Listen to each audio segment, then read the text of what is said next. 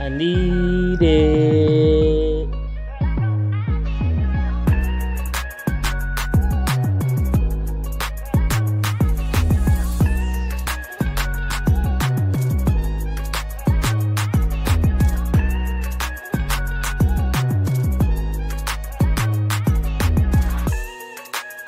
I'm telling y'all, lock it in. INISPod's podcast. I need it now. Yo, what is good, everybody? I Need It Sports Podcast back in action. Second half live watch. Indiana, New York, game 4. Eastern Conference Finals. It's your dog Bryce, my dog Cam, and Devin. Welcome back to the pod. Little cousin back on the pod to talking stuff. I hope you're ready today, Devin. I hope you're ready today. We got some good topics picked out for y'all as we chill, watch game 4, second half. Right now, 8 minutes left. Pacers up 10, 78-68. Halliburton, I think he already got the triple-double. He was one rebound away at the end of the first half. Brunson been doing his thing. Cat doing his thing. Been a good matchup. But how you guys doing, man? How you guys doing? Devin, welcome back to the pod. Say what's up to the people, man. What's up? Hey, feels great to be back. Who you need to win this one, man? Who you need to win this game? I need New York. No, man. Y'all already know what it is. New York. I need New York. What the hell? What the Heliante? What the Halliburton? Hey, Pacers are like that, man. I've been trying to tell y'all boys. Pacers are 6. Like I said from the beginning, but hey, not gonna say this one over. As we seen, game 3, Big Purr. After all that, just went off for 20 in the fourth. I think that's the highest scoring fourth quarter he's ever had, too, in his career. And, of course, randomly in the playoffs, man. But, Kim, I got to ask you, too. You said it was T-Wolves in 5. It's not mathematically possible no more. So is it T-Wolves in 7 or is it a wrap? Oh, no, it's a wrap, man. It is a wrap. Those guys over there are too good, man, Oklahoma City. So, it's definitely a wrap. Okay, we get Chris to hop on. You might have to repeat that one time, bro. I was trying to get it out the way right quick. But as we first topic we're gonna hop into, man. This past weekend they finally dropped the All NBA teams, and I don't know. I feel like what's going on? Is everything just a social media post now? We can't have no more announcements on the live shows and shit like before games, after games. Like, what happened? Why are we losing recipes like that? I thought that was something that was good. It didn't need changing, but now it's like randomly 3:00 in the afternoon.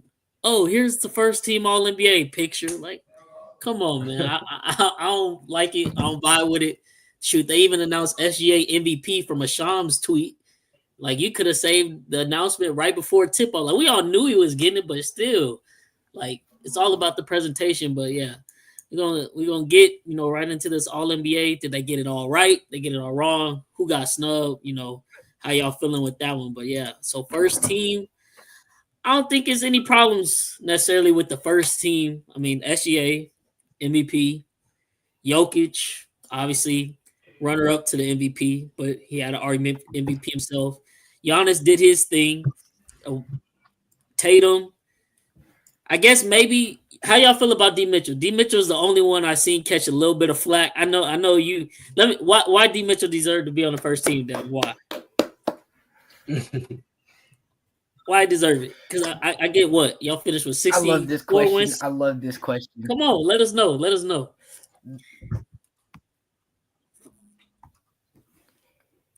Number 1 seed. Okay, so I was actually... I know I might be just a little biased, just a little bit, because no land. But just a Cavs jersey. I would have been comfortable if Brunson would have got it over him. If I'm being completely honest,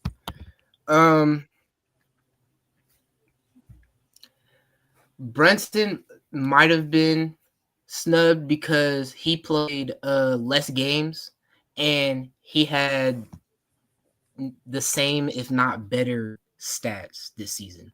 And he had the accolade over him, clutch player of the year.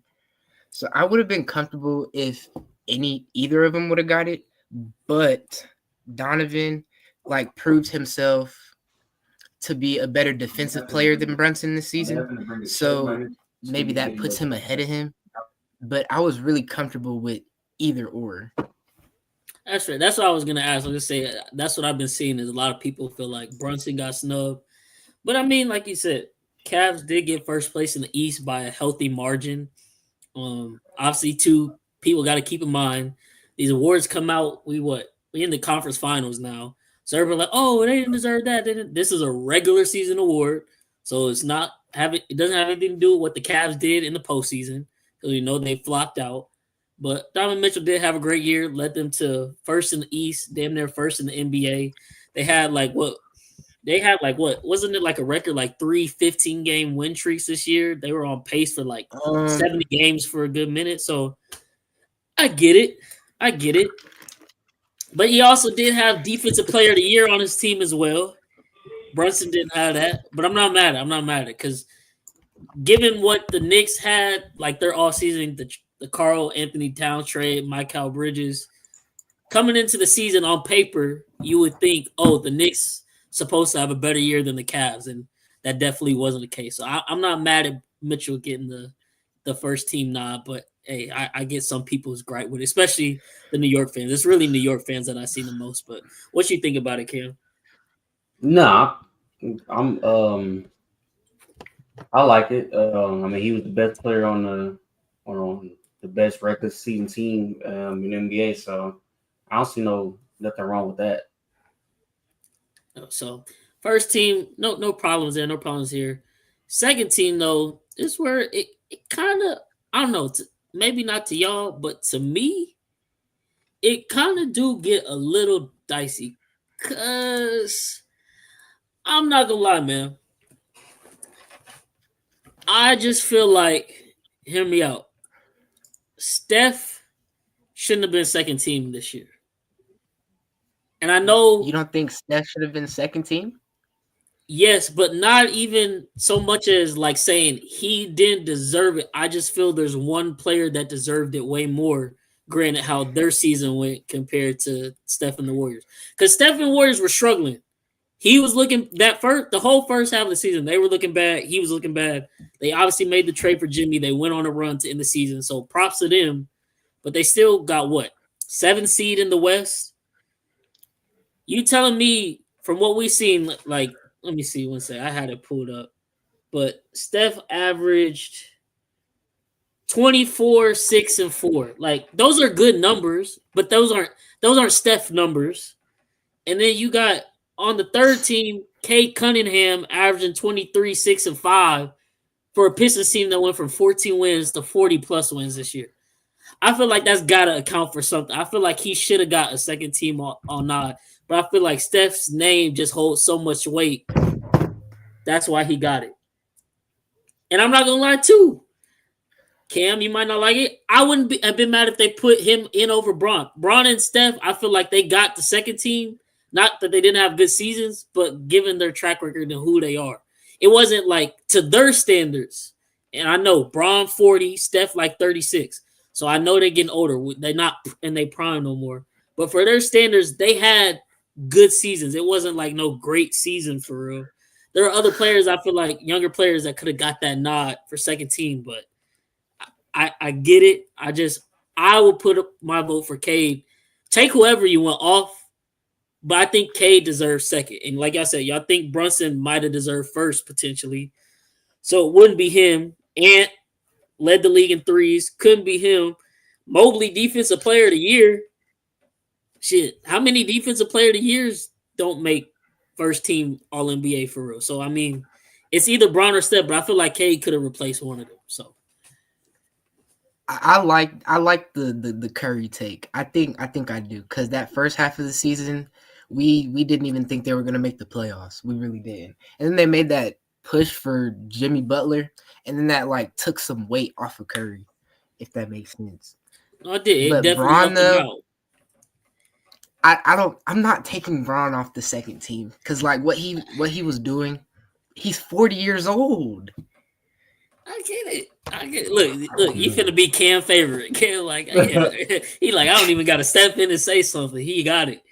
I get it. He did hoop. I'm just saying Cade's stats was better than both of them, I think. And I feel like who really had the Pistons doing what they did this year? Nobody. And that's off Cade. And he lost it. He lost his second best player for real because Ivy went out 30 games into the season, and he still carried them.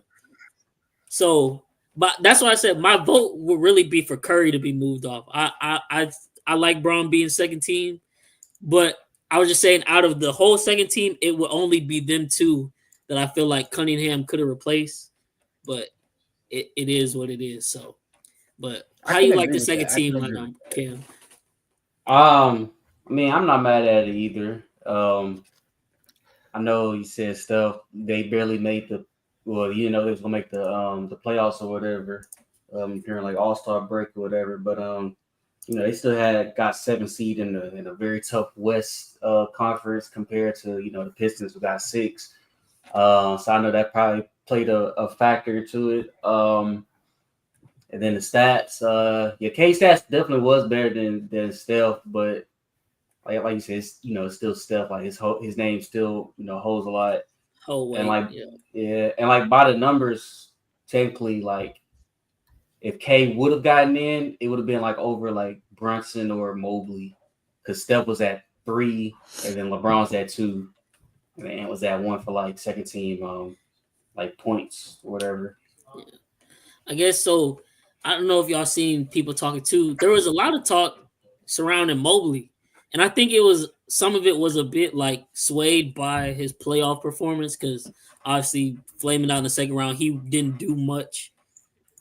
There were people arguing that even though he got Defensive Player of the Year, they feel like he shouldn't have been All NBA second team. Like I think I saw someone saying Cat should have been in over him.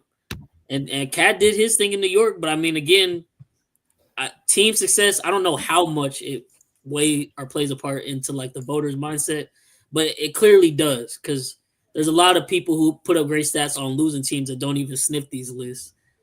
So do y'all feel like Mobley is rightfully placed as second team, or would you have been okay if he got moved down to third? And that's Defensive Player of the Year on, like we said, the best team in the East, second best team in the NBA by a couple games, if not for OKC having the season they did. So is that a wrong place by the voters, or y'all like that spot for Mobley?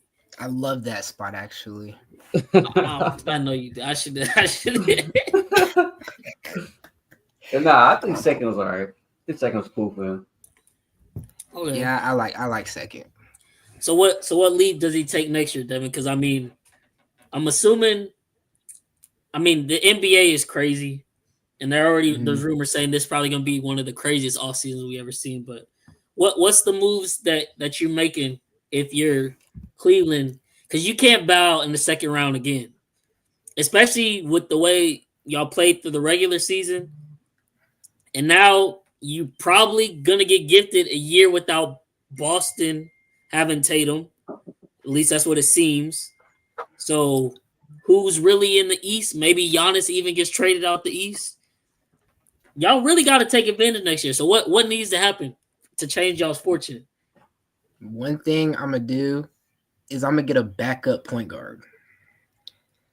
We got exposed against Indiana. Garland went down, and we had Max Strus handling the ball. So you sticking with Garland? Because I've seen some rumors that say Garland might be the weak link to get out of there. He got trade value. I mean, he is also, was it last year he was coming off the jaw injury? He didn't play last season. He was trying to get his rhythm this season while everyone was, getting better. So I think next season he'll prove himself. I get it, but it hasn't. This is Garland's 4th year, I think. Hasn't he gotten injured every year he's been in the league? Because I think there's something there too. Besides a little bit, his rookie season. So I mean, as we see, most times in these playoffs, it's sometimes not the best team; it's the healthiest team. If Garland can't go, and when it comes, this is the real basketball. That also becomes a problem you got to think about. But 2, I kind of feel like no shade to your team. I feel like a lot of y'all gave up. It's the Eastern Conference semifinals. Y'all lose game 1 at home. I'm not trying to sound like, the old heads and bash on the young players, but if it's game 2 and we lost the first one at home, if I'm on the injury report, if I can play, I'm playing. DeAndre Hunter, Mobley, Garland all sit out. Y'all go down 2-0. That can't happen. Not in the playoffs. And that only makes me worry even more because what was it, last year? Or was it the first year y'all made it to the playoffs and y'all played bad? And Jared Allen was like, yeah, I guess the lights were too bright. It's time to put up or shut up next year for Cleveland. So y'all got to – I don't know what change y'all got to make. I'm not saying y'all got to, go break up the whole roster. But might look to get maybe more of a less dominant ball point guard than Garland, because I don't know. I didn't think once he signed with y'all, but I didn't think him and Mitchell would ever just really work really good together. Like when it comes down to playoff basketball, because Mitchell is a ball magnet and Garland need the ball in his hands to set up people. So it really just don't mesh well because it's not like Mitchell can shoot spot up, but he's not a spot up shooter. He is a guy that gets his own shot. So I didn't like that pairing from the get-go, but here we are. I'll give Garland one more year. If he gets injured next year, we got to put him on the chopping block. Have to, because he has to play. Like we need guards. That's what we fell to. Okay. So if you make the Eastern Conference Finals next year, finally, but then you lose, you still want to get rid of him? Question. That's a different question. Okay, it depends. Why do we lose? Okay, why do we lose in the Eastern Conference next year if we do? I feel it. We'll have to wait and see for that one for sure. But that was the second team, and then last but not least, All NBA third team. And this is where I said I would have bumped Cade up. Possibly Karl Anthony Towns. I get the argument for him. J-Dub, All NBA defensive team. OKC number 1 team. I can see people making an argument for him, but I think that more borders with the team success as well. So I'm not mad that he is where he is. Oh yes, sir, Hallie, to the rack. That should have been an and one. But you're ahead of me. Oh, my bad.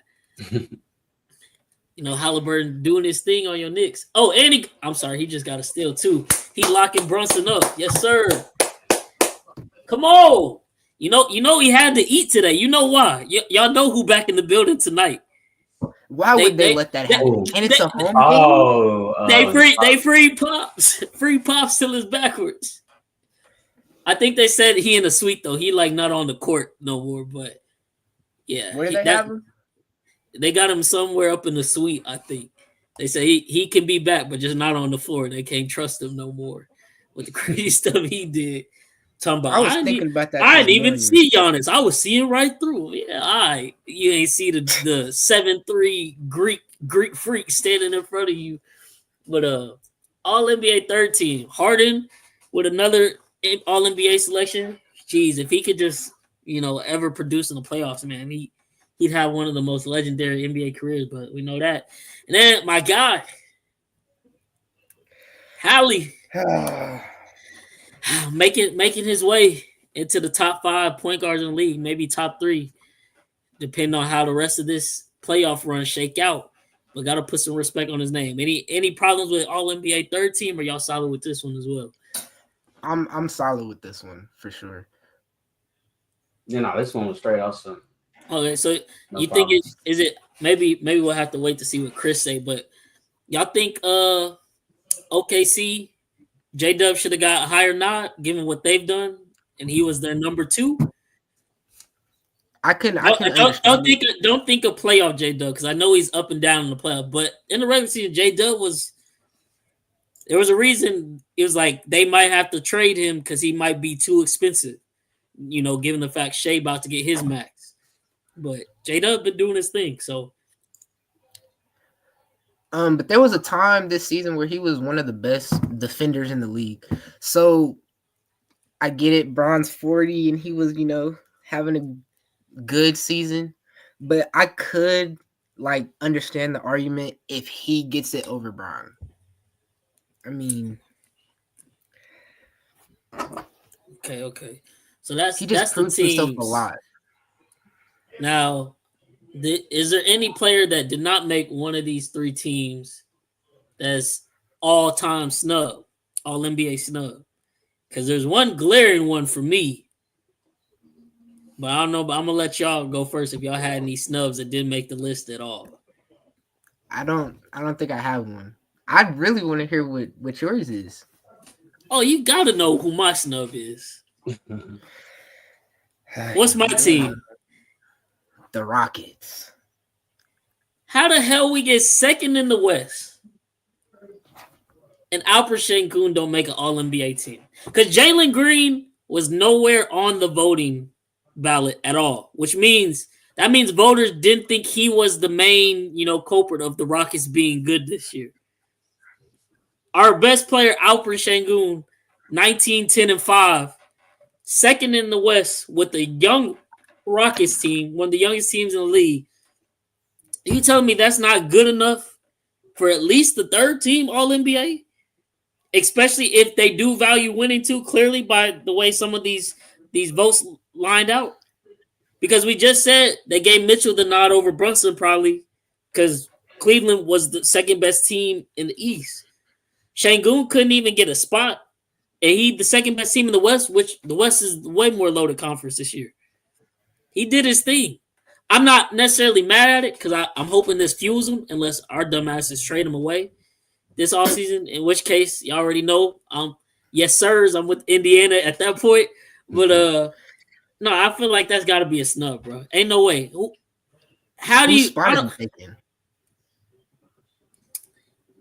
Honestly, I'd give him James' spot. Like James had a good year. I see that. I'll give it to James Harden. He had a good year, but it wasn't and y'all know how much him or Hallie really. Like Hallie had a good year, but it wasn't nothing crazy with him or James. So I that just rubbed me the wrong way. Like Sengun was literally the heart and soul of our Rockets team, and I just don't. I have to look it up to fact check this, but off the top of my dome, I can't think of any year where it's like the top two teams from the East and West don't at least have one All-NBA team player. Because OKC obviously got Shea, J-Dub. Cleveland got Mitchell, Mobley. Boston got Tatum. Rockets the only one there without him. But it's like, well, they were good for a reason. And it wasn't just like, oh, the whole team is just good. Because that definitely wasn't the case either. They had good team defense, but it wasn't like it was solely just the team. No, Sengun was hooping. So hopefully they learn and next year everything runs through him and he can get that All-NBA nod if they can repeat their success.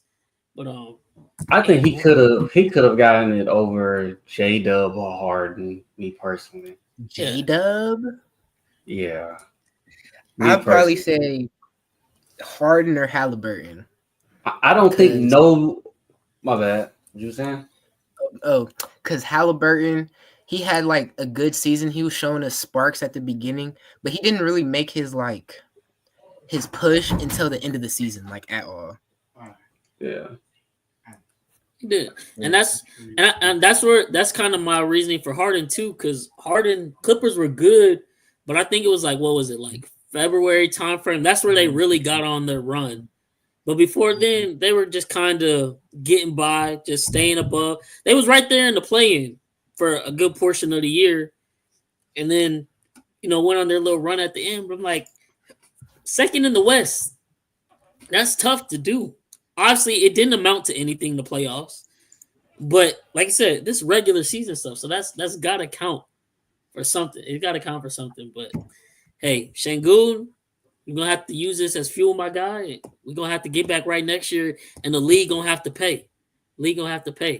So, look, Jalen Green, get him out. But Sengun, we good. I'm rocking with Sengun the long way. But that was the All-NBA team selections for the 2025 NBA season. And next up, This is gonna be an interesting topic, man. Me and Kim talked about it a little earlier, and so now we can bring it to the pod. I'm interested to have the discussion for the internet. But throughout this weekend, I don't know if y'all seen, if y'all watching. Everybody was mad that OKC fouled yesterday when they were up 3 at the end of the game and made the Timberwolves shoot free throws. That way they could never get up a 3 attempt to possibly tie the game into overtime. And everybody was saying, "Oh, like it ruins the game. It ruins the excitement. NBA needs to take it out or make it an intentional foul where it's like the team who gets fouled gets a free throw and possession of the ball, or just all crazy scenarios, man." So now it's been a topic for the last 24 hours. Like, should the NBA look into changing this rule in the offseason? I'm going to let y'all answer first, and I'm going to give my take. Devin, you the guest. I know you prepared for real, so let us know. And shoot, you the young hooper right now. You hooping still. We all old. We retired. We out the game. So maybe a fresh set of eyes has a different outlook on it. But what do you say? If you in the game, you don't think – if you up and you winning by 3 with 10 seconds left, you don't think you should have the right to be able to foul somebody, send them to the free throw line? Yeah. If I'm up by 3, I'm gonna foul. That's just a part of the game. I wouldn't take it out for any reason. I mean, maybe the NBA tries to do something for like entertainment purposes, but it's still a part of the game. I'm not getting rid of that at all. Look, you might know a little something, youngin. You might have learned a little something. Kim, what you think? It is part of the game, yes. Just wait, Devin. I didn't even say nothing, but just wait. Look at your TV. I know you behind. What the hell? What the hell, bird? Well, my bad, Kim. Keep going. It definitely is a part of the game, man. It would be like tough to take it away. I think the only way that they really do it, like take it away, if it's get as bad as like how the transition foul was, where guys would just foul while like someone have a fast break, whatever. I think they'll take it away if it's like if it gets that bad or whatever. But I mean, other than that, like I don't know, like even with the whole hack and shack shit, I feel like that's really lame to do. Also, just like with this, I think it's lame, bro. Like it's boring to watch. I'm pretty sure the NBA wants games to come down to like I'm pretty sure the NBA wants games to come down to the end, to buzzer beaters and stuff like that. They want more exciting, exciting plays, exciting endings, and that's not really an exciting ending. Like a team who's up fouling, when they up 3 or up 4 or whatever, and they got played a free throw game and shit like that. Because rarely, I mean, you'll rarely see a team like the Pacers who they can foul at the end and the whole team can, the other team can like miss free throws, whatever, and they can come down and hit threes and shit like that to win the game. Really, you really don't be seeing that a lot. But or I think I said that wrong, like other way around. Yeah, that's how I feel. I get it. Okay, so I know this is off topic. So the tush push vote, were y'all in favor of them banning the tush push or not? I didn't really care. It was like it's like a 1 yard difference. Like it don't really make a difference. Like the tush push wasn't like it's you can stop the play. Me personally, like you can like stop the play. Like it's not like something like it that needs to be banned in my opinion. How you feel about the tush push, Devin? I mean, I have the same look on it as fouling when you up 3. It is a part of the game. I just don't want to take away from the game. That's fair. I guess for anyone out there that's watching, if you were in favor of them keeping the tush push, because how you gonna stop Philly from doing something everybody can do? They're just good at it. You have to be in favor of being allowed to foul up 3, because it's literally the same principle. The Eagles can get to a 4th and 1 or 3rd and 1, and they can do something that will increase their chances of winning the game and getting the job done. If a team is winning and they get up 3 with crucial seconds left, it's the smart thing to do. They should be able to foul. Now, I can also agree on the other side, like, oh, that's less exciting because you don't get to see, like, if the team could hit a 3 to send the overtime. I get it. But at the same time, I feel like people, I don't know if it's just social media and the talk around, like, everything got to do with, oh, the viewership and getting the money, the numbers. Like, if the viewership ain't up, the money's not there. It's like, people, at the end of the day, while yes, sports are entertainment and this is a business, this is still competitive sports at the highest level. If you got a team that's done everything in their power to have a lead, and the smart thing to do is protect it by increasing the chances of fouling, they have every right to do so, because just how Cam just said, you can stop the tush push. Does it happen very often? No, but you can stop it. Chiefs stopped it versus the Bills. Philly, I mean, they get it 95% of the time, but sometimes randomly they do get stopped. This same scenario that happened last night that everybody's up in arms about happened in the last series with Denver, and OKC did it, and they lost. Because what happened? Chet got fouled when they got the ball back, and what did he do? He missed the free throws. So it's not like this is some foolproof 100% thing where it's like, oh, every time you foul up 3, you go win the game, and it's cheap. No, we saw an exciting ending in that game. I forget if that was game 3, I think maybe, with Denver and OKC. It's like, oh, that happened. OKC ended up losing. Nobody talked about it. But since this is the standalone game yesterday, Western Conference Finals, everybody's watching this game. They already got in their minds with bias. They hate Shea and his foul baiting because they don't know how to play basketball or watch basketball. Now they see OKC winning, and they just grasping for straws at some perceived slight. Oh, they doing this. We need to change the rules. No, not everything deserves a rule change. OKC put themselves in position all game to be in that spot. Because every time Minnesota shot, I think, what was this? This is the first game ever where a team had more 3-pointers, more free throws made, more points off turnovers, more rebounds, and still lost the game. OKC was the first team in history to win a game where they lost all those stats. So every time Minnesota scored, OKC came back down and had an answer. Shea had 40, 10, and 9. Chet had 23, I think. J-Dub had 30. They combined for 95 points. More than Westbrook, KD, and Harden ever combined with in their OKC tenure. They deserved to win that game. So if they fouled late, that's Minnesota's fault for not being in a better position. They had every right to not be in that position. They didn't do it. So now we finna sit here and change a rule that's been like this for all the time. It's just a matter of if you want to use the strategy or not. Because y'all hear what I say all the time. Like, if I'm up 3, oh, I'm fouling. I'm not even finna give you a chance. Because what are we trying to win or lose? If I get a chance to win, I don't want to see you get a chance to tie it, send it to overtime, then we can lose in overtime. No. So what? We can't change the rule. People like this generation gotta stop it with all that stuff, man. Like, this is like, what are we talking about here? We're talking about competitive sports at the highest level. And y'all talking about trying to give the losers more ways to win. For nothing of their own doing, but just because you don't like the way something finished. Because it was you on the flip side. But I guarantee you, if OKC is down 3 next game and Minnesota fouls them, you won't hear peep about it. Nobody will be like, oh, they need to change the rules. They should be like, oh, well, it's fair game. Like, it's always been fair game. It's just because OKC was the team to do it. Nobody likes OKC right now, which is still crazy to me. Because it's like, they haven't won anything yet. So the fact small market team did it the right way, homegrown MVP, and everybody hates them.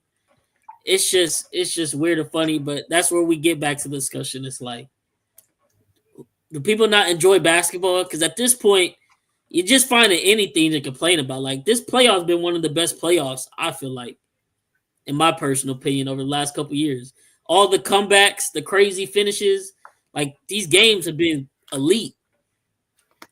How you gonna complain about one game finishing like that where they foul, but didn't have anything to say when it went the other way for OKC when they tried the same strategy. So that's where I get to it. And hopefully Silver ain't listening to none of this BS and he just leaves it alone. Because then, like I said, the main problem is because people want to talk about foul baiting this, foul baiting that.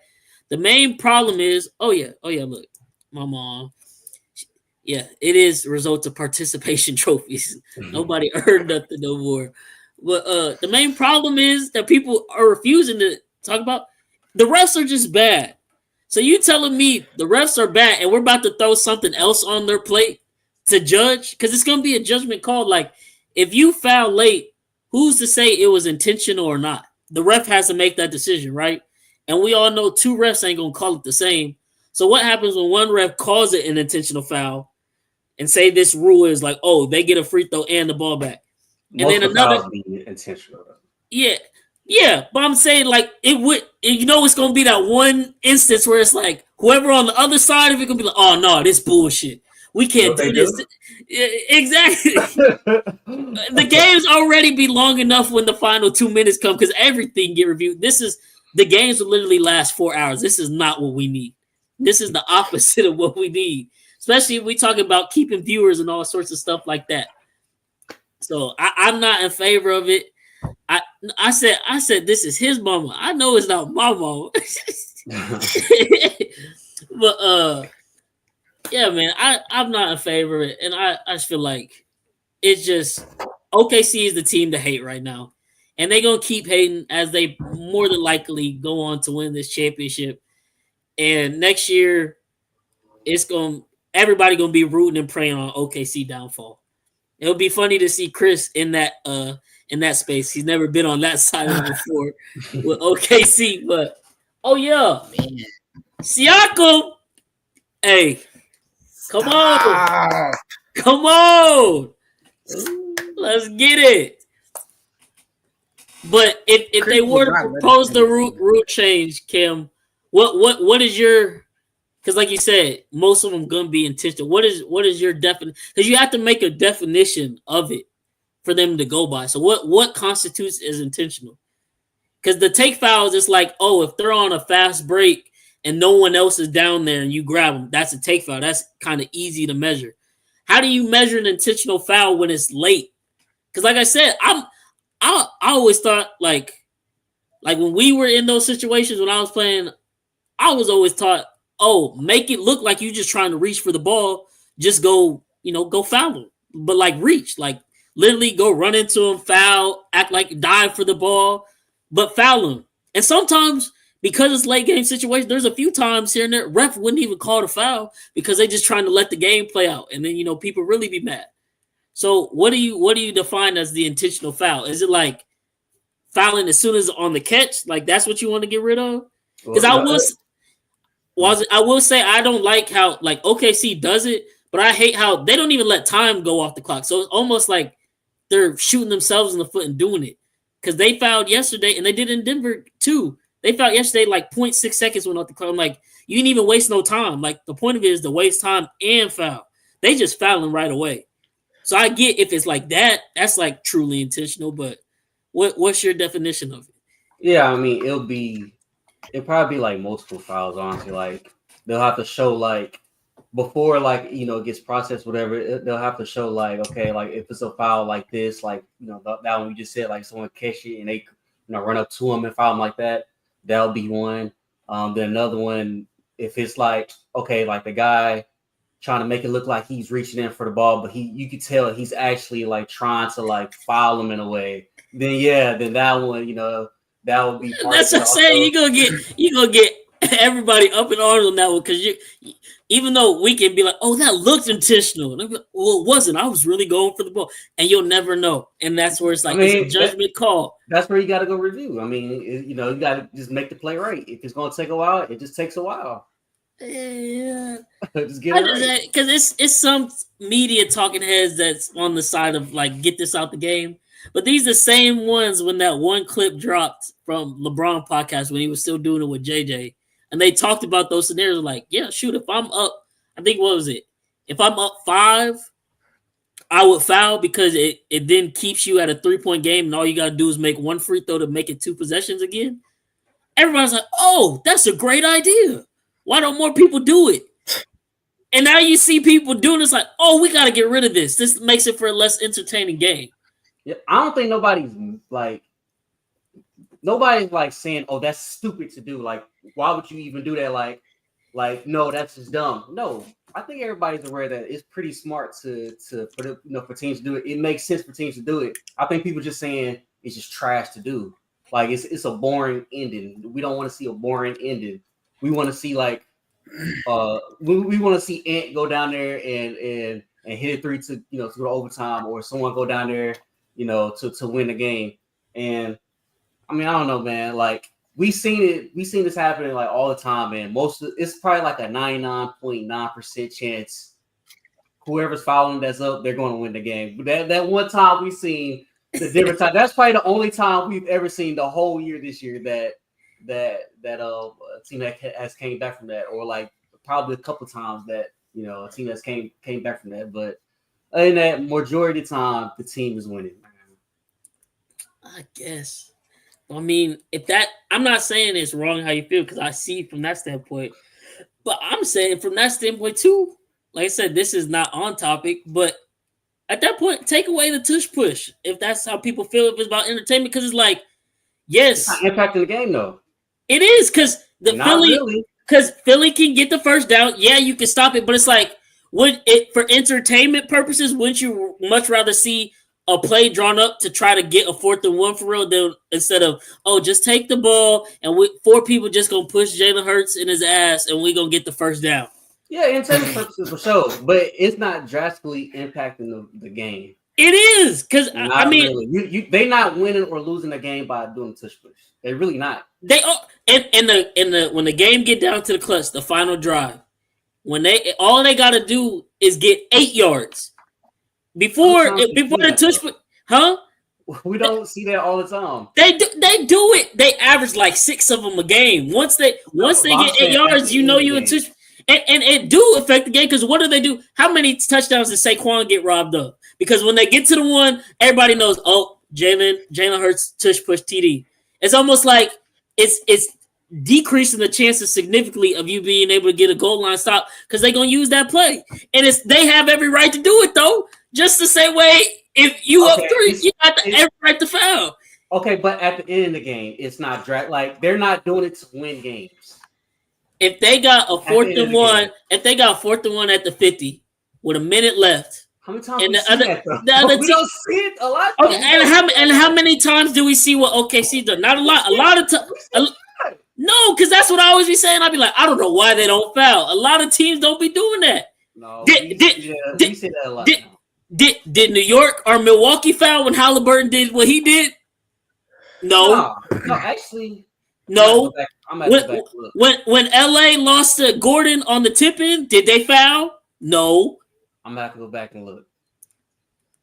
But majority of the time, teams are definitely doing it, bro. Come on, bro. They not doing it to the point where it's a genuine problem. Because if it was, we would have been hearing about this way more this season than just right now. It's only right now because all eyeballs are on the team, and they already have a figure to hate on the team that won and benefited from them, which is Shea. This is literally rinse and repeat of Mahomes and the refs this year.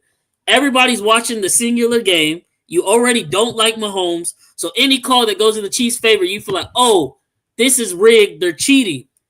OKC, nobody likes Shea right now because of the narrative of his foul baiting. So if OKC gets any slight advantage that we think could be perceived as something wrong, we want it gone. But it's like I said, they played a great game. Their big 3 balled out. They got the stops when they needed to. Y'all, people complaining, Minnesota didn't have a chance to tie it up 3. And Edwards shouldn't have only taken 13 shots. That's the star player. He should have got up more shots. Maybe you're not down 3 at that point. That's cool, bro. Can we get a better ending? That's all we That's all we asking for. We're not even asking for like this. Like Chris said, this shouldn't even be a conversation. Like, can we just get a better? I just want a better ending. Okay. Let me get this scenario. Okay, say in this dream scenario, oh my god, LeBron got 6 rings. NBA Finals Game 7. a chance to get his 7th ring, put him over the GOAT. They up 3 with 8 seconds left. And JJ tells them foul, and they end up winning the game. Confetti showers, you crying. Oh my God, he's the GOAT. I told y'all he better. That's 7. You finna be mad that they fouled up 3? No, I wish we could have saw a better ending, and they given a chance to take away Bron's 7th ring. No, you gonna be happy as hell because you on the winning side. For sure. What I just said, bro, I literally just said nobody's like saying like, oh, this is like, this is that, this and that. We just say, bro, we just want a better ending. That's all we want, bro. That's all we want. It's simple as that. We just want a better ending to the game. Who cares if the refs trying to ensure Indiana win? That's what I like. Ooh, the refs are so bad right now. And that's really what the real problem comes down to. That's what everybody should be able to agree on. The refs. So yeah, I get both sides. I get wanting to have an excited ending. This season, I just find it about in like 5 years. No, it won't. It never is. People will find any narrative to not blame them until refs actually get fined, which they'll never really do. None of this stuff will change, and they're human, so they gonna mess up, and people just gonna be mad about it. It's just gonna be whether you was on the winning side, it's okay. If you're on the losing side, oh, this BS, we got slighted. But hey, it is what it is. Like I said, I'm not mad at it. I just think it'd be kind of tough to punish teams for putting themselves in a winning position like that to be able to foul up 3 or whatever the case may be. So it is what it is, man. It is what it is. But that's enough of that topic. Next one, man, and this we kind of segued into this one. It's like I said, I don't feel like this is a problem because we've been seeing a lot of these comebacks and a lot of these teams being able to hit these game time threes or game winning threes. So in this year's playoffs, there have been 5 20-point comeback wins. Knicks got 3 of them now, 2 in the Boston series, 1 in this series the other day, game 3. Indiana got 2. And then, Indiana got 1. I think the other one was Denver versus LA. In the previous 4 years before this year in the playoffs, there have been 5 total 20-plus point comeback wins in all those seasons combined. And now we got 5 alone in this year. So what's going on? Is this bad defense, bad offense, the 3-point? Like, what is going on? Why can't teams hold these 20-point leads? Because it's almost like right now, well, no, I'm not even going to say right now. I don't even want to jinx nothing. I need Indiana to pull this game out. But, like, it's almost like you feel safer watching your team be up 8 throughout the course of the fourth quarter than up 20. It's like, what BS can happen? No, I'm not saying it right now, but you know what I mean? So what is it? Because it's like no lead is safe, and I get it. It's the 3 ball, is the great equalizer in today's game. But also, like, teams got to be able to string together some baskets. I know basketball is a game of runs, but to give up 20 points this frequently, like what we're seeing right now, something's off. So what do y'all think the problem is, and how do you fix it? I mean, answer. You go.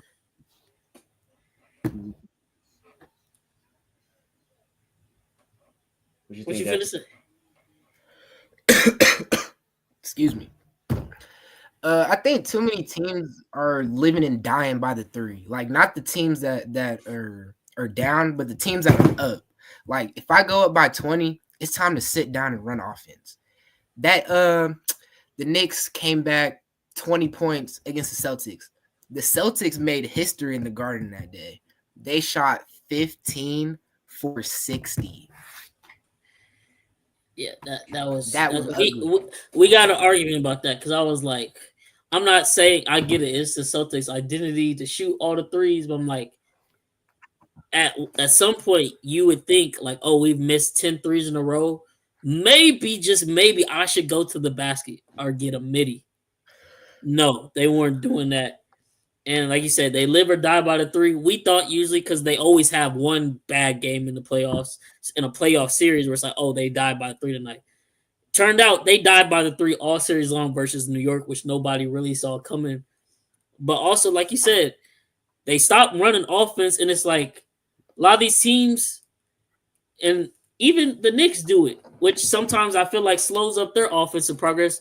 A lot of these teams, a player will just bring the ball down the court and they'll just dribble the ball for 18 to 19 seconds of the shot clock.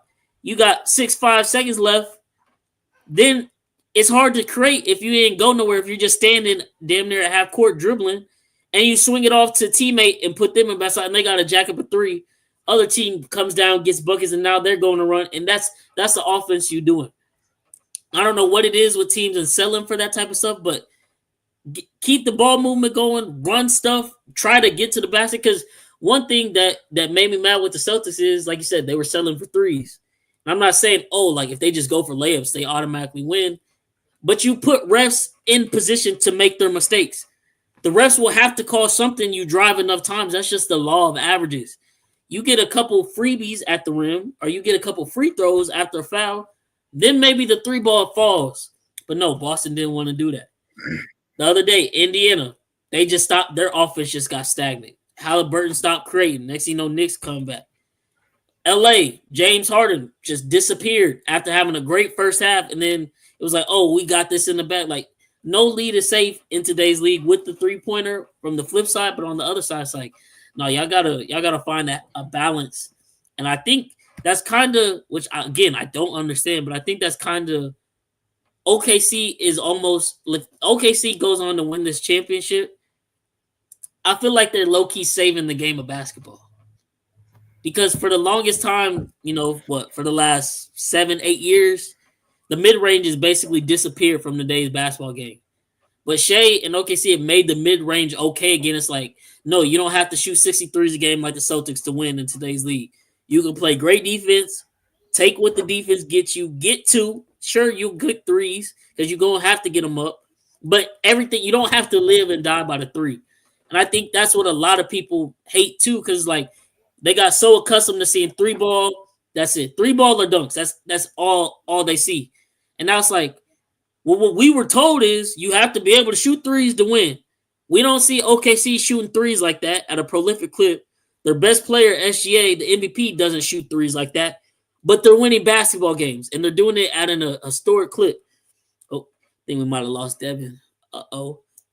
But I think, like, what's the deal with, like, what's wrong with that? Like, it's always a 2 every now and again is good. So I think Shea really saving it. But what you think? Like, is it just simply the live or die by 3, or is it like, are we having a drop in coaching too, where like coaches aren't doing well either? Because I know Mazzulla had been like, he got the ship last year, but obviously the couple years before when they choked versus Miami, there was talks about his coaching ability, and then this year. So like, what you think? I think it's definitely the volume of threes. I think who said this. They was pretty much saying a 20-point lead. A 20-point lead nowadays is really just a 10-point lead, and a 30-point lead nowadays is really like a real deal 20-point lead. So I think if a team ain't really up by like 30 plus, then the game is not over. But if a team is up by 20, then I mean it's anybody's ball game. I mean, if they hit 4 threes, if a team down 20 hits 4 threes, they're down 12 points just like that. Yeah. So it's like, I don't know, but yeah, some gotta give. That. Oh, look who we got. I wonder who that is.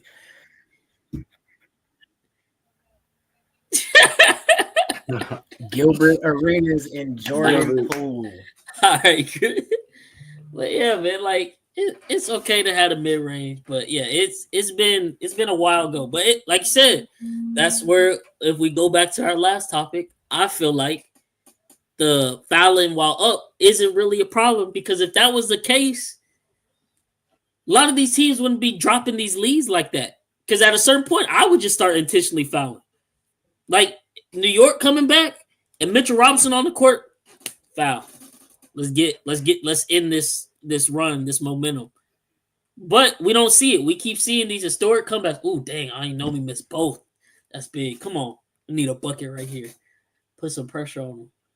Come on, Halliburton. Come on, Hallie. Oh, damn. But see, Yeah, Crazy. NBA fans not ready for that European ball. When Team USA finally Tati, what's going loses, on? You might as that's well when it's just tell gonna me. get. What you mean? Are you on the phone? Oh, it's ain't nothing happened. I ain't spoiling nothing. Halliburton missed the 3 that I was talking about. Sheesh. Michael just hit one though. 105 to 115. 5 minutes 30 seconds left in the fourth. Indiana up. Like I said, now it's like 10-point lead. 5 minutes left. Back in the day, you feel pretty comfortable with that. Nowadays, it's like I really don't. This lead not safe at all. And Holly just threw up another.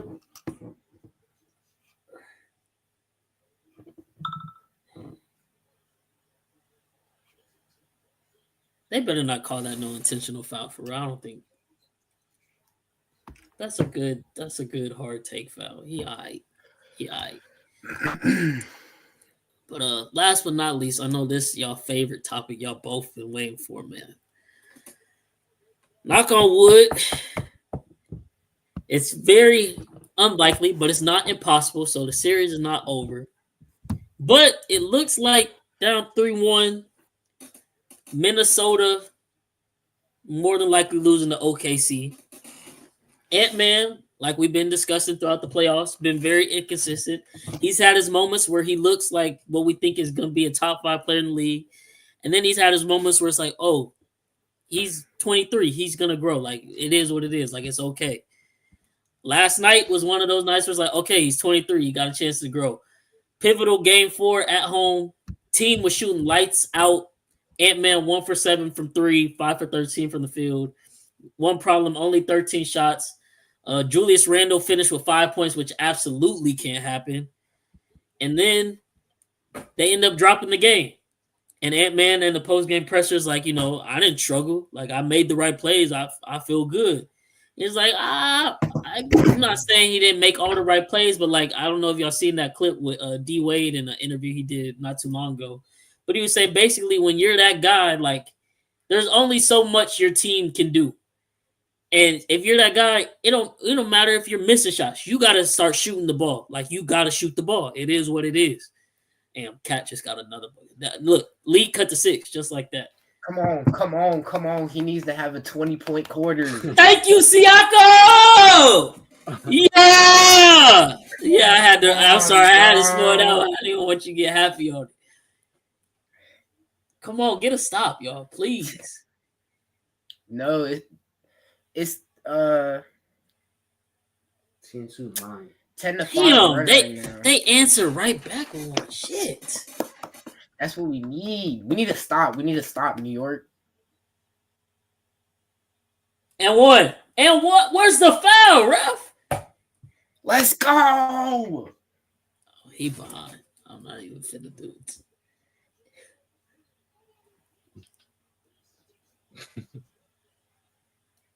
Oh my gosh, this is beautiful. Oh, get the fuck. Oh my god, get the fucking rebound, dog. Man, look, we're gonna come back to the question. The game getting too good right now. I'm gonna put the score up on the screen for everybody so they can follow along. But it's 114 to 120. Oh, did we get a dead ball? What they call? What's the call? I don't know, but we go into commercial break, so we actually do got time. We do got time. But like I was saying, Ant-Man struggling, Randall struggling, but this is the second year in a row they made the Western Conference Finals. But it's the second year in a row they really haven't put up much of a fight. And if they are to lose Game 5, that means both years they went down 4-1. So what's next for y'all guy Ant? What do y'all want Minnesota to do? What moves can you make? Do you want to extend Randall, bring him back? Because, I mean, as far as the stats say, they ended the regular season well with Randall in the lineup once he was healthy again. Obviously, he's been amazing in the playoffs besides this series. But like I said, I think that was a lot of the reason that was happening was because he wasn't playing anybody with size for real, like OKC, and he would turn back into the Julius we know from the past. So, but has he shown y'all enough for y'all to buy in on year 2 of Randall? Or what moves do y'all make for Minnesota to get over that hump and help Ant-Man? Because at this point, it's clear he's got the talent to get you there. Now it's about putting the right pieces around him to bring out the best in him and help him excel so you can get over that hump. They make the trade, get Cat out of there. We talked last year, we thought Cat was maybe taking up a lot of his shots because Ant needed to be on the ball. Julius Randle come in, it was working, and then you get back to the same spot, and it looks the same as last year. Ant looks tired. He looks like he's confused a lot. He's not getting his shots. He has his moments, but it's just not. It doesn't look like the Anthony Edwards we see from the regular season. So, what's the move for y'all got? What do y'all want Minnesota to do? I want to hear Cam first. I'm gonna go first. What I think they should do. I think you have to run it back with Julius. At least give him like a year extension or 2. So I think you got to run it back with him. See what you got with him and Ant again. So I don't think 1 year is gonna last, or 1 year is gonna be a good tale to it all. And then I feel like you gotta work on the bench really, because there's really like you don't really have any like scores or like really knockdown shooters like that coming off the bench. So if you go get some bench guys, whatever, you probably either have to trade somebody, or I don't know what their cap is looking like. But if they do trade somebody, I think the only guy that really has trade value right now, like significant trade value, other than Ant, obviously, is probably Rudy. So I can see them getting rid of Rudy, this season or this offseason. They got rid of Cat last offseason. So I wouldn't put it past them to get rid of Rudy for like some depth pieces or like draft picks or something like that. So Charge! I can see that. Let's go. I'm sorry. Great charge, Neesmith. You gonna stop that? You gonna stop that? Because I'm behind. Sorry. Oh yeah, that's a charge for sure. Okay, so you think run it back with Randall, but you in favor of trading your boy Rudy? That's the only person I can think of that they can get somebody like some pieces back for. So if you trade Rudy, what are you wanting in return? Like, do you want a big, or do you want to explore the lineup, or like maybe you bump Nas to that starting lineup? But obviously, I know he thrives as a 6-man. I think you just try to get that piece. So like, I would trade Rudy for like another big, but like a big that can come off the bench. Neesmith and Big Purr hurt. They collided. I don't know if it was knee to knee or what. Cat grabbing his knee. I think Neesmith grabbing his side. Are they reviewing that? I don't know. Ooh. Big Purr. And he's still down. Ooh. Oh my God. My knee. That doesn't look good on the review. Yeah, it did. Look, that's tough. But yeah, like, so are you exploring, like, do you want another big man, or you think maybe they explore like small ball, Randall, Nas, Ant, and just kind of get a depth center as a backup? Yeah, I think you try to get a depth center, not somebody crazy out of Rudy, and then you have to try to get like another shooter or 2, or get a shooter and then look and see what's out there in free agency. But and I think you got to get some more depth pieces, and then you got to continue to let Ant grow into the player he's going to be. Because you look every year, he's improved every single year. So hopefully the next off season or the next season next year, you can see another significant step up in Ant's game. That's fair. I guess, are you worried any? Because you know how I feel about Rudy. Yeah, that's what I was gonna say, Chris. They do need a point guard, but if they lose Rudy, are you worried about the defensive side of the ball? Because he is an anchor for them, standing in the paint that kind of erases a lot of their mistakes. and allows them to play a bit more aggressive when you know you got someone who can kind of erase stuff on the defensive end. But then at the same time, on the offensive end, come playoff time especially, he's a major liability that game to game, you don't know what you're getting. Because like that whole Lakers series, he was non-existent. Then obviously the game clinching 5, he goes off for like 27 or whatever he had that day. But it's like that's very few and far and in between. Like it's not like he's just doing that. So what do you think on the defense side of the ball? Are you worried, or is like this is what they got to do? Like, is it the dynasty starts after Rudy? Is it that type deal?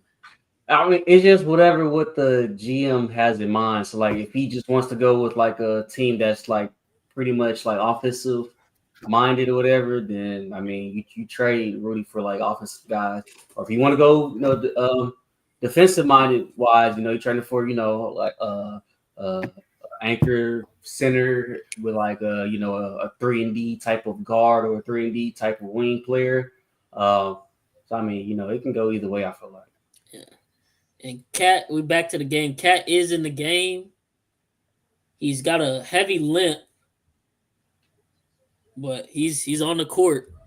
I don't know if Neesmith is on, but yeah, I don't think they give Rob a real chance either. But I honestly, I don't know if Rob's game even pairs with Anthony. Obviously, we haven't seen it because he doesn't play, but they have started exploring where they put Terrence Shannon Jr. in the last couple games, and he's actually come in and provided great minutes to the Racks. Oh damn, I didn't know he smacked the shit out that, but he's provided great minutes, and it's like obviously that's a future piece, but he plays the same position as Ant, and he's kind of he could play the point guard role, I guess, but he's more of a guy that's looking for his shot too. So I think he's better coming off the bench and like serve as like their Lou Will type player to get buckets, give Ant a rest.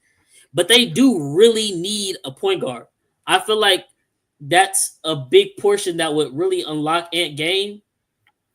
And honestly, I don't know what it would take or if they'd even want to do it. But call me crazy.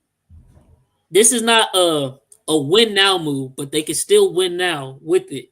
I think I'd call San Antonio and be like, what do you want for Chris Paul?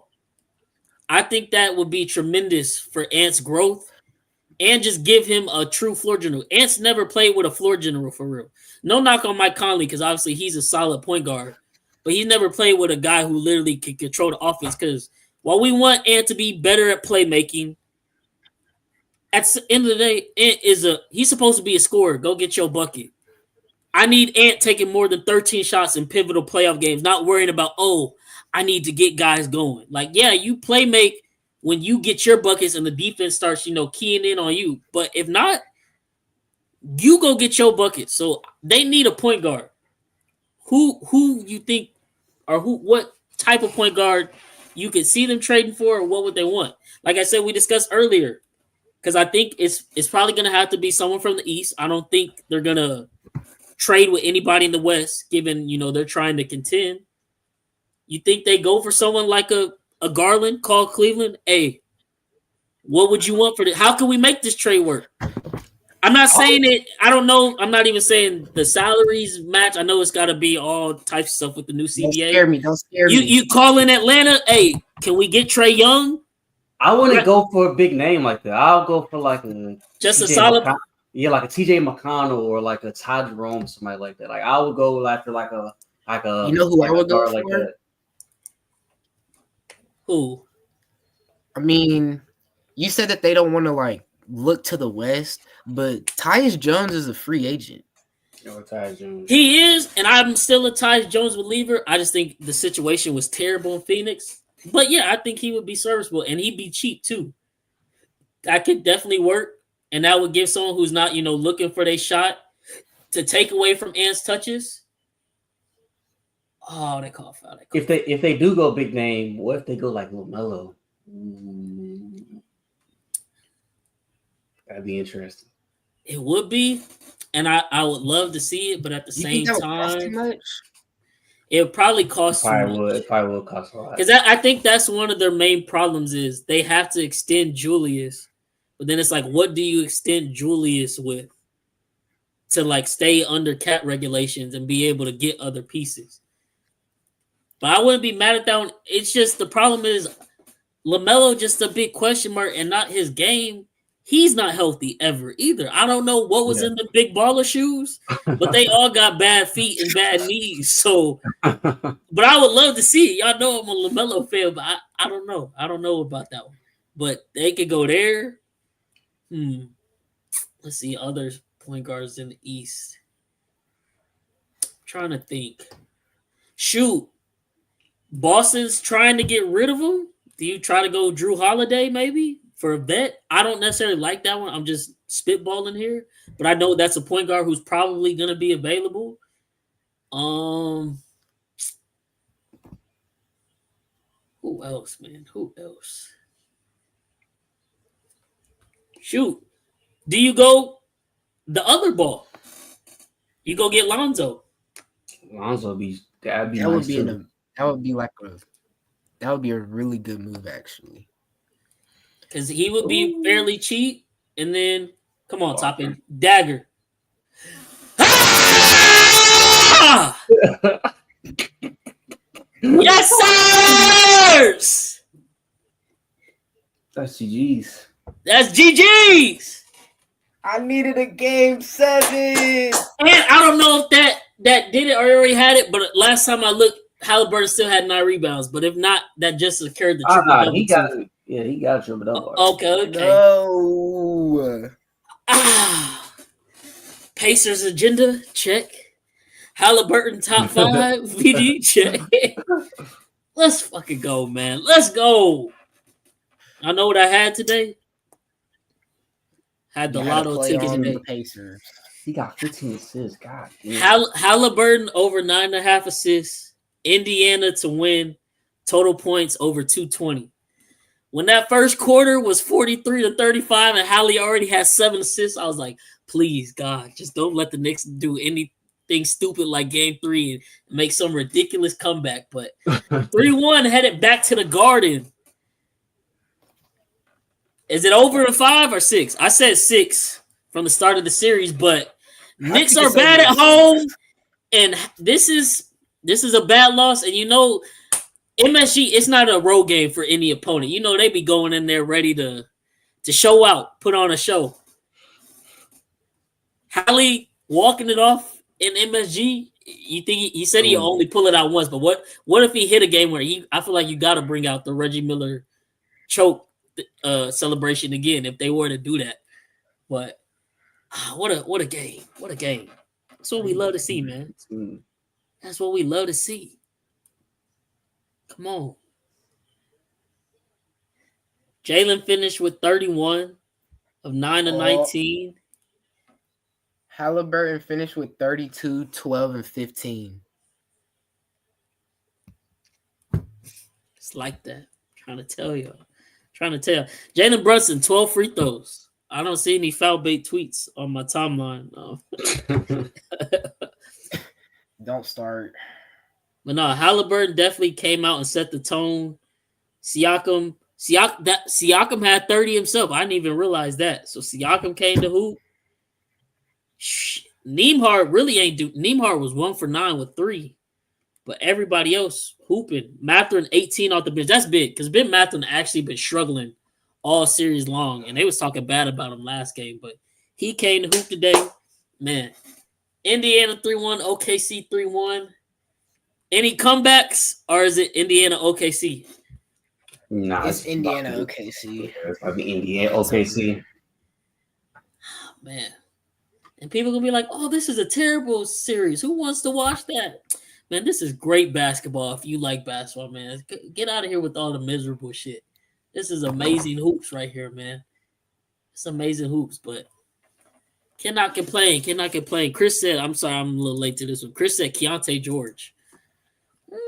That's interesting. That's an interesting one. Is Utah ready to move off of him? Because, I mean, he only going into year 3? I don't know. Another one I heard. Year 2? Year 3. Yeah, it might be. 3. Yeah. Another one I heard, I don't know, because he's kind of fallen off a bit, but it's kind of, I think, given where he's at. What about Anthony Simons in Portland? I heard they're ready to move off of him. Mm. And he's a guy who can get That a could be a bucket move too. too. But whatever they do, they have to get like if Minnesota does not want to repeat what they did with Kevin Garnett, they have to get Anthony Edwards a point guard for, at least the next 5 years. I'm not saying you got to find the guy, but you got to take some swings now because Mike Conley's old. Rob Dillingham is small. Terrence Shannon Jr. not really a point guard. So they got to change something up, but they definitely got to go get some type of point guard to go help him out. But I'm taking a look through like all the NBA teams again just to see if anything pops off the page. First glance. I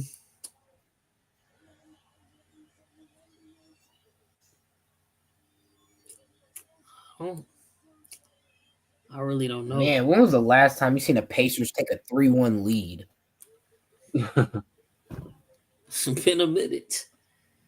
I think they haven't been to the finals since 2000 with Reggie and them, and of course they got dubbed by the Lakers. But big win for sure. What about New Orleans, CJ? CJ who?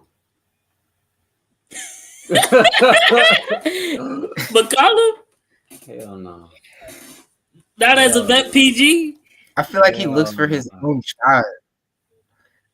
That's fair. Okay. He gonna clear the playoffs. He looks for his own shot before he gives the ball up. Can't do that to Ant, man. Okay. So I guess because like I said, he's 23. So it's not like I said, I'm not finna be like, oh, he gotta win it all next year because he been twice. But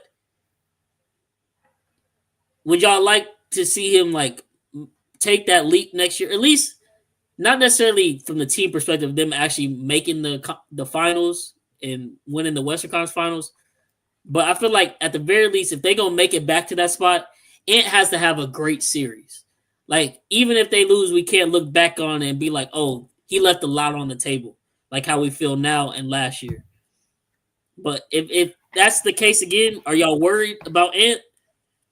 Is it maybe he's not that guy? Because now, like I said, I'm not saying it. I know the title for the graphic I made says it, but it's what people are trying to use now because Twitter full of trolls. And Skip Bayless, I guess, has found his new guy to hate on for once LeBron retires. But now everybody like, oh, Can't Man, he not generational. He not this, not that. So what do y'all want to see from Ant next year to shut everybody up and take that next leap in his game?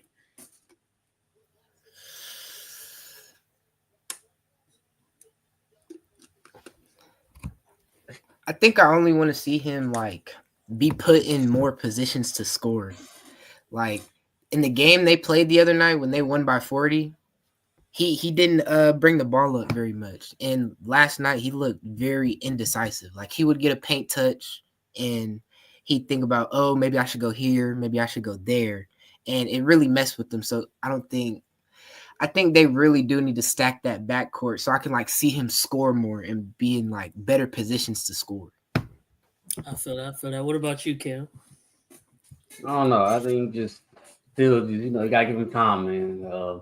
He's going to take the next leap, and when he does, it's gonna be scary. It's gonna be very, very scary. So I don't know when it's gonna happen. Could happen next year. Could happen when he's 25. Could happen when he's 26. But at some point, it's gonna be like, damn, Ant is like he's that insane right now. So it is, and I feel like I said, like obviously this year he led the league in three, so I'm not mad at it, and he was very efficient. But I feel like it's gonna all come together when he finds that happy medium and he incorporates the mid range a little bit more into his game. Like once he finds that kind of balance of like, okay, if my three not falling, let me get to the wing short corner post because Ant 6'5", 6'6", he can rise up. He can rise up and get his shot over whoever, or he can drive and get a pull up jumper whenever. He don't have to go try to tear the rim down every time. Once he figures that out, works on his low post game a little bit, he gonna be elite. He needs to. I mean, he needs to it sounds cliche, but he need to just watch the Kobe Jordan tape. Get the ball to me in my spot, back to the basket, and let me go to work. And that way, it does, like you said, Devin. It takes a lot of his decision making process out the way. Like I don't have to think about nothing. Offense run through me. I get to my spot. All I gotta do, put the ball on the floor 2-3 times, pump fake, reverse fade away. It is what it is, and then So I'm dead. He ain't texting me shit. But he got to incorporate that. But yeah, he too early. And it sucks because he flashed such greatness to the point where, social media is like a microwave. Everybody wants instant success. It's like everybody like, oh, he got to be the face of the league. He got to do this. He got to do everything right now. Right then now. It's like, man, kid is 23. This is his 5th year in the league. He came into a team that didn't really have many vets for real. They become a perennial playoff contender. Oh, we just hit 500 viewers on the pod. Congrats. Look, shoot, Devin, you on our second highest viewership of the year so far. So, hey, they tuned in. They must heard Devin was on the show. That's why they tuned in. But, I mean, he 23. Who got – you said what, Kill? Tyrese has 0 turnovers. That's crazy. 0 with 15 assists. What is he on? Man. Elite point guard is back, man. People talking about they've been missing this is real hoops. Shea bringing the mid-range back. Halliburton put respect on the point guard position again. It is what it is. He damn near, I think his average like assist to turnover ratio, at least for the playoff run, is like 8 point something. Like he takes care of the ball. He gets the team involved. And that's where I'm like, for me to say he's a top 5 PG, I don't need him to always score. If you taking care of the ball and setting your team up, that's enough. Like that's what the point guard is supposed to do. And then a night like tonight where he add 32 on top of it, you're not winning versus Indiana the way they play, unless you OKC. But luckily, we finna see that next. Hopefully, knock on wood. No 3-1 comebacks this year, please. Let's just end this, series up and let's get to it, man. But yeah, I think the best is yet to come with Ant for sure. Only 23. We seen this happen with Tatum, literally. Everybody loved him because he had instant success. Then when he couldn't get to the mountaintop, everybody started trashing him. Then what did he do last year? Won. What was Tatum? I think that was his age 27 season. Jordan ain't went till he's 28. Same for Bron. Like all these dudes gotta grow up a little bit before they win. It just is what it is, and there ain't nothing wrong with that. But of course, with social media, it's gonna be the trolls. It's gonna be the people like, oh, Ant-Man gotta do this, he gotta do that. But hey, it is what it is. He just gotta roll with the punches. But he will be the face of the league, top 3 player one day. Today is just not that day, and that is okay, because it's SGA time, as we clearly see it, man. As we clearly see it. But Devin, appreciate you hopping on, my guy. Came prepared. You redeemed yourself from last time. Came with some good takes. Cam, as always. We appreciate all 500 y'all tuning in, listening all the way through. Indiana takes a 3-1 series lead. Tyrese Halliburton with an amazing game. 32, 12, and 15. What the Halliburton? Indiana is up. We're going to the finals, baby. I'm Indiana's biggest fan. You know what I'm saying? Oh, yeah, Devin, you gotta come back, man. You gotta come back. Look, we can set you up. We can get you a whole segment going, man. We can get you a whole segment. I don't know. You let me know on the side if you're ready for all that, man. You let me know. If that happens too, Devin, I'm gonna put you on blast. You can't be getting put on punishment now. If we're gonna be dependent on you to come on for some segments, I need you to have all your technology. You can't be getting in trouble over there now. I got you. All right, I'm gonna remember that. And tell Drake I said the same. Don't be getting in trouble over there. But we appreciate y'all listening. If y'all listen all the way through. Bryce, Cam, special guest Devin. I Need a Sports Pod. Your favorite kids from the neighborhood signing off, and we out, man. Peace. I need it.